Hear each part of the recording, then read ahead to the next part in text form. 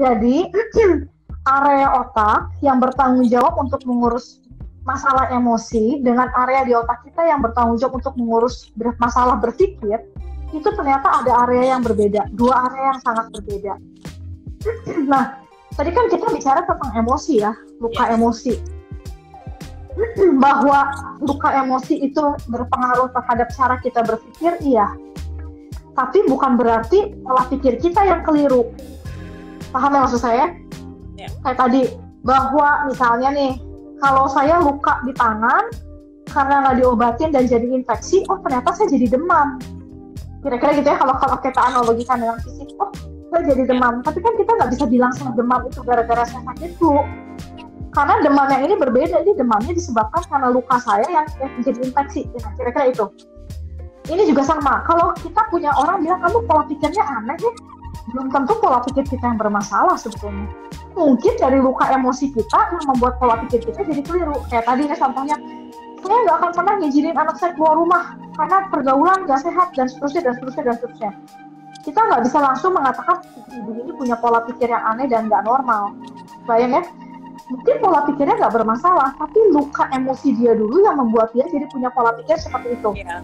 Nah, kira-kira itu dulu yang perlu dipahami. Sehingga ketika tadi ya, kembali ke gimana caranya kita tahu kita tuh baik-baik aja atau enggak. Kita terlalu banyak selama ini menggunakan logika berpikir kita. Apa-apa dipikir, semuanya dipikir, sampai kita lupa untuk merasakan. Kebayang maksud saya? Saya kasih contoh yang sederhana gini. Kenapa banyak orang tua sekarang yang sangat sulit sekali untuk atau punya kesulitan untuk parenting anak-anak? Misalnya gini, saya tuh bingung kalau anak saya gini tuh harus gimana ya yang bagus ya? Takut salah, ya nggak sih kita sih.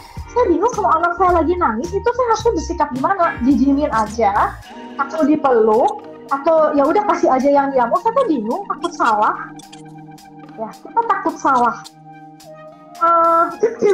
Mbak Maria, semua produk berpikir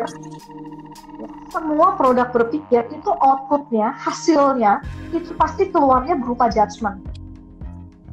Benar, salah, baik, buruk, tepat, tidak tepat, kira-kira gitu ya, itu logika. Sementara kalau kita bicara tentang emosi itu tidak bisa dijelaskan secara logika. Emosi itu nggak pernah salah. Nah, yang sering kali terjadi, kita bahkan emosi aja kita pikirin. Contoh, sekarang saya tanya Mbak Maria ya. Mbak Maria, seperti apa perasaan Mbak Maria sekarang?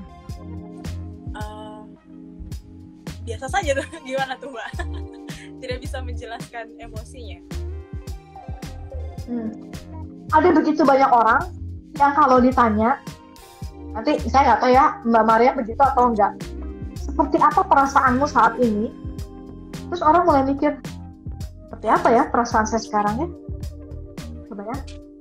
Baru aja saya lakukan. Kalau kita udah mulai, yes, kebayang? So that's why kita nggak tahu, bingung mau jawab apa ya?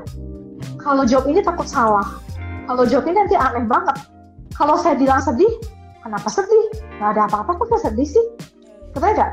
Kita mulai menganalisa perasaan-perasaan kita, itu yang membuat kita jadi stuck. Kok sedih ya? Sedih. Apa yang dirasakan sedih? Kok sedih? Aneh banget ya. Nggak kenapa-kenapa kok sedih? Enggak, kayaknya bukan sedih deh, bukan apa ya? Akhirnya sampai titik tertentu biasanya orang kalau udah nyala cuma bilang bingung, nggak tahu, apa ya, nggak tahu, gitu aja. Cari aman aja gitu. Atau orang mikir, ntar saya ditanya perasaan ini, kamu berharap saya jawabnya apa? Kira-kira yang diharapkan jawabannya kayak gimana ya? Maksudnya gimana ya? Padahal pertanyaannya simpel banget. Saya cuma tanya, perasaannya gimana sih? Tapi orang sampai harus susah banget menjawab apa yang dirasain ya? Aduh, takut salah ya. Nanti takutnya kalau saya bilang sedih harusnya bukan itu deh. Padahal kan gak ada yang salah. Nah, lagi-lagi. Kita mulai memikirkan apa yang kita rasakan, that's why kita stuck. Kita gak tahu lagi kita ngerasain apa. Karena tadi ketika kita mulai berpikir, kita mulai mikirin yang benar apa. Karena logika tadi saya bilang, keluarnya pasti berupa judgment, benar atau salah. kalaupun gitu ya, kalaupun orang terpaksa harus jawab apa yang dirasakan, orang cari rasionalisasi. Contoh, kamu perasaannya gimana sekarang? Iya nih, saya agak sedih nih. Kayaknya gara-gara semalam saya kurang istirahat deh. Atau mungkin akhir-akhir ini kan saya sibuk banget tuh ya. Saya nggak ada waktu istirahat tuh, jadi kayaknya moodnya jadi agak-agak terganggu. Seakan-akan mereka butuh alasan untuk membenarkan kenapa mereka merasakan itu. Padahal sekali lagi, emosi nggak pernah salah. Dan emosi nggak butuh alasan. Sedih ya sedih, udah titik. Marah ya marah, udah titik gitu.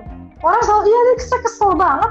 Soalnya anak saya nggak nurut kalau nggak dikasih, ya udah nggak apa-apa, nggak usah pakai alasan. Kamu marah udah titik. And it's okay untuk marah kan sebetulnya. Nah itu, sehingga saya paham kalau kembali ke pertanyaan tadi, saya paham kenapa ibu ini bingung. Gimana caranya saya tahu baik-baik aja atau enggak? Karena sebetulnya yang paling tahu kan kita ya. Betul ya. Yang paling tahu saya baik-baik aja atau enggak kan cuma kita sebetulnya. Nah, tapi kenapa orang bahkan nggak tahu lagi saya baik-baik aja atau enggak? Karena kita udah nggak bisa lagi ngerasain itu semua. Kita terlalu banyak merasionalisasi dan memikirkan apa yang kita rasakan sampai kita udah nggak tahu lagi rasanya apa. Ya, sehingga kalau saya boleh jawab pertanyaan tadi, coba belajar pakai rasa.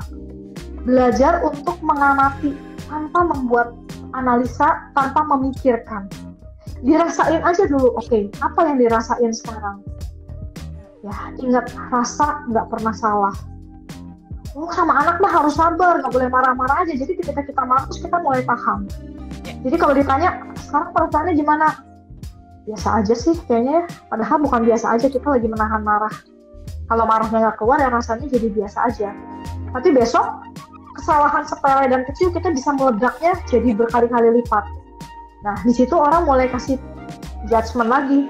Kamu tuh nggak bisa nahan emosi, kamu tuh nggak bisa mengendalikan emosi. Nah, kita dianggapnya jadi nggak sehat mental gara-gara kita meledak untuk hal-hal kecil. Padahal yang kecil ini tuh udah hasil akumulasi dari yang sekian banyak. Iya. Trigger sedikit aja langsung meledaknya jadi berlebihan. Nah, itu sebetulnya yang terjadi.